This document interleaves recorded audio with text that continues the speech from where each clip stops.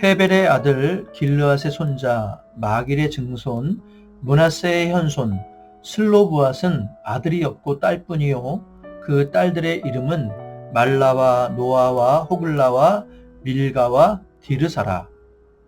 그들이 제사장 엘르아살과 눈의 아들 여호수아와 지도자들 앞에 나와서 말하기를 여호와께서 모세에게 명령하사 우리 형제 중에서 우리에게 기업을 주라 하셨다 하매 여호와의 명령을 따라 그들에게 그들의 아버지 형제들 중에서 기업을 주므로 요단 동쪽 길르앗과 바산 외에 므낫세에게 10분깃이 돌아갔으니 므낫세의 여자 자손들이 그의 남자 자손들 중에서 기업을 받은 까닭이었으며 길르앗 땅은 므낫세의 남은 자손들에게 속하였더라.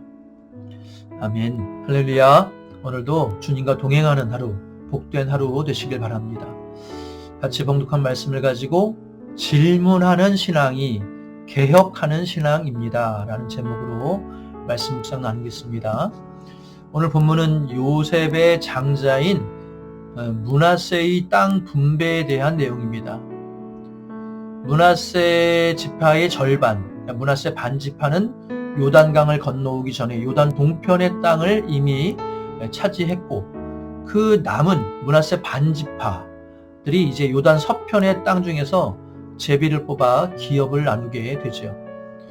그런데 여기 주목해서 볼 내용이 나옵니다. 므낫세 지파 중에 슬로브앗이라고 하는 사람의 가문의 딸들이 자신들에게도 땅을 분배해 줄 것을 요청했고요.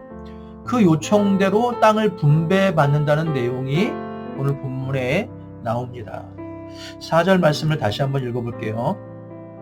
그들이 슬로브앗의 딸들을 말하는 것입니다.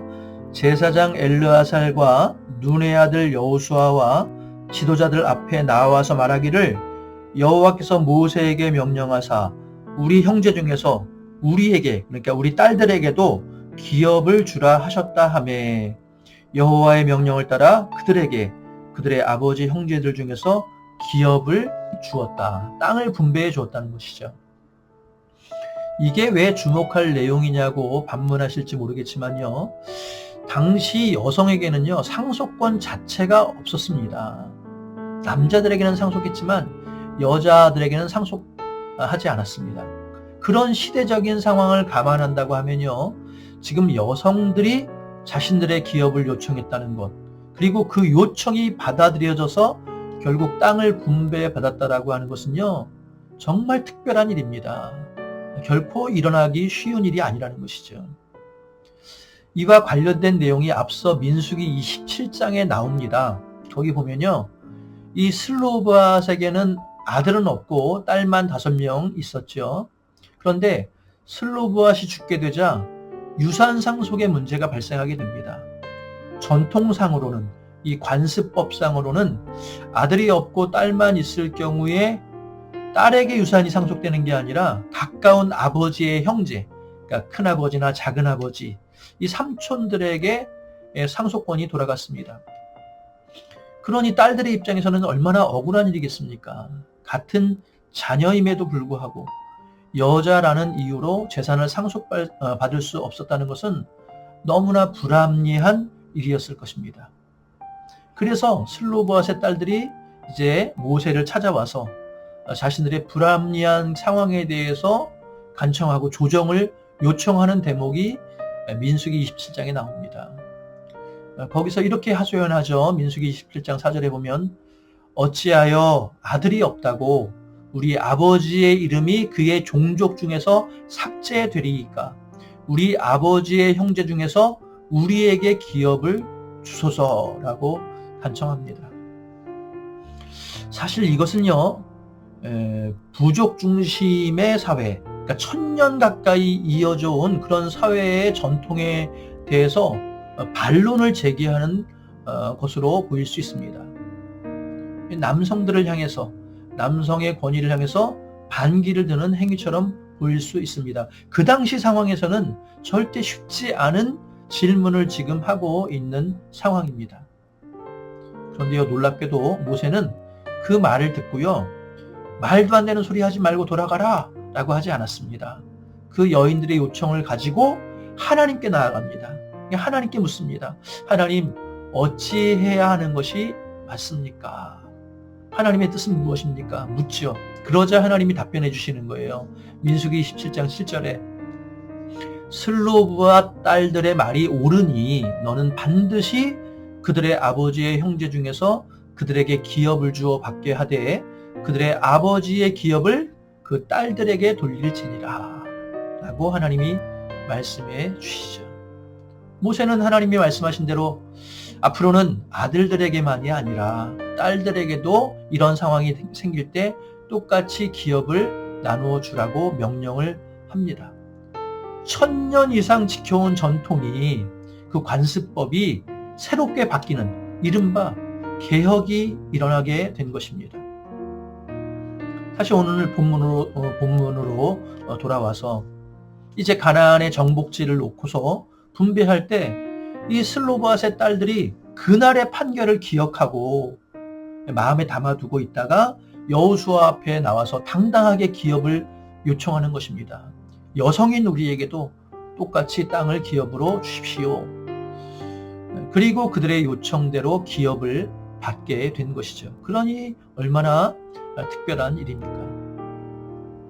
저는 이 내용을 묵상하면서 그런 생각을 해보았습니다. 만약 슬로브앗의 딸들이 억울하고 불합리한 상황에서도 질문하지 않고 그냥 침묵하며 지나갔다면 어땠을까? 어떤 일이 생겼을까? 전통과 관습이 그렇다고 하니 뭐 그런가 보다 라고 하면서 그냥 지나갔다면 아마 아무것도 변화되는 것은 없었겠죠. 하지만요, 그들은 불합리한 상황에 대해서 의문을 품었습니다. 어떤 의문일까요? 정말 이것이 하나님이 원하시는 일일까? 하나님은 공의의 하나님이라고 했는데, 하나님은 사랑의 하나님이라고 했는데 그 하나님의 공의와 사랑에 맞는 일일까? 라고 질문했습니다. 질문해 보니까 이건 하나님의 뜻이 아닐 거야 라는 것을 깨닫게 되었고, 그랬기에 개선을 요구할 수 있었던 것이죠. 그랬을 때, 그렇게 질문했을 때 자신들은 물론이고 그 이후에 같은 형편에 놓인 수많은 여성에게 보다 나은 삶의 길을 열어줄 수 있게 된 것입니다. 우리는 사회든 교회든 개혁이 필요하다고 외치지요. 그런데요, 개혁이라고 하는 것은요, 누군가 처음 길을 만드는 그 한 사람으로부터 시작됩니다.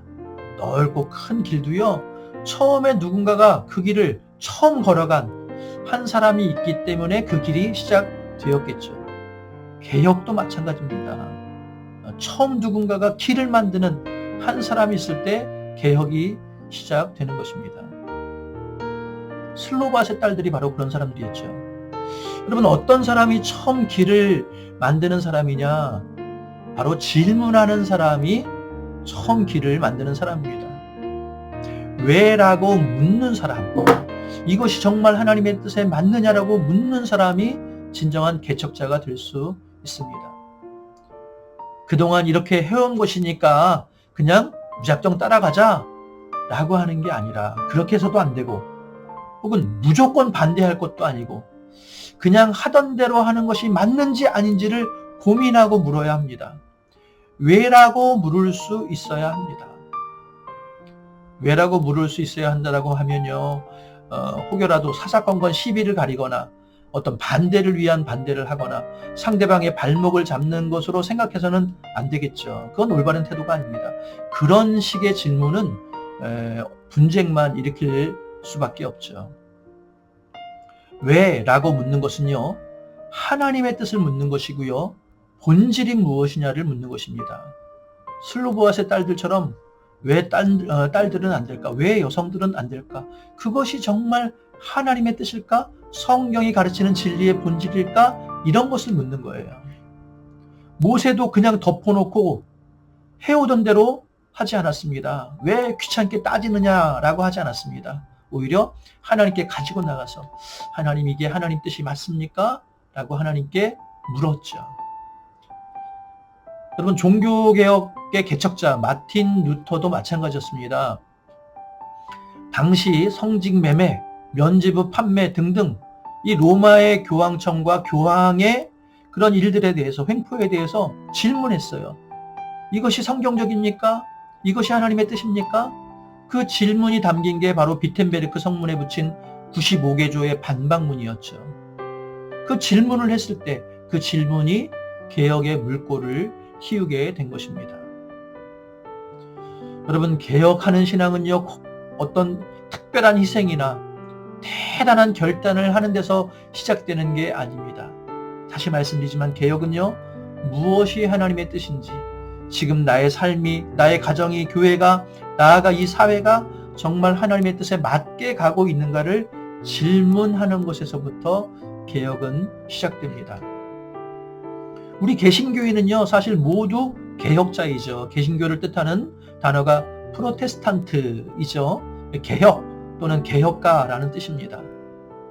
바라기는 저와 여러분, 우리 프로테스탄트 개신교인인 우리의 삶에 이런 끊임없는 개혁이 일어나길 주님의 이름으로 축원합니다. 그것을 위해서 먼저 끊임없이 하나님께 묻고 하나님의 뜻을 찾는 신앙인이 되길 바랍니다.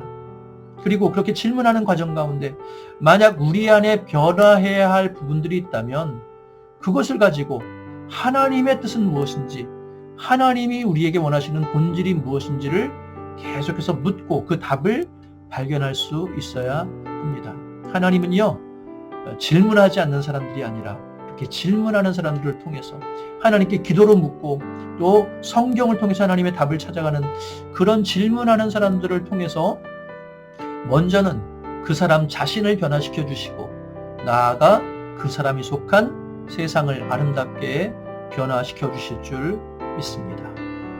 그런 믿음의 결단과 삶의 변화가 오늘 저와 여러분에게 있길 주님의 이름으로 축원합니다. 기도하겠습니다. 하나님, 우리의 신앙이 해오던 대로 하는, 흘러가는 대로 흘러가는 그런 타성에 젖은 신앙이 되지 않게 하여 주옵소서. 삶의 모든 상황 앞에서 하나님의 뜻은 무엇인지를 묻고 이것이 정말 성경적인지를 기도로 물으며 성경을 통해서 답을 찾아가는 우리가 되게 하여 주옵소서. 하나님은 그렇게 질문하는 신앙인들을 통해서, 하나님의 뜻을 찾는 신앙인들을 통해서 그 사람의 삶을 바꿔주시고 또한 세상을 변화시켜 가실 줄 믿습니다. 그 개혁의 중심에서는 우리 모두가 되게 하여 주옵소서. 더불어 우리 성도님들 각자의 삶 속에서 간절하게 기도하는 제목마다 주님 기억하여 주시고 친히 응답하여 주옵소서. 오늘 하루도 주님과 동행하며 성령 충만함으로 승리하는 하루가 되게 하실 줄 믿으며 예수님의 이름으로 기도드립니다. 아멘. 오늘 주신 말씀 붙들고 기도하시고 여러분 개인과 또 가정과 교회를 위해서도 함께 기도하시겠습니다.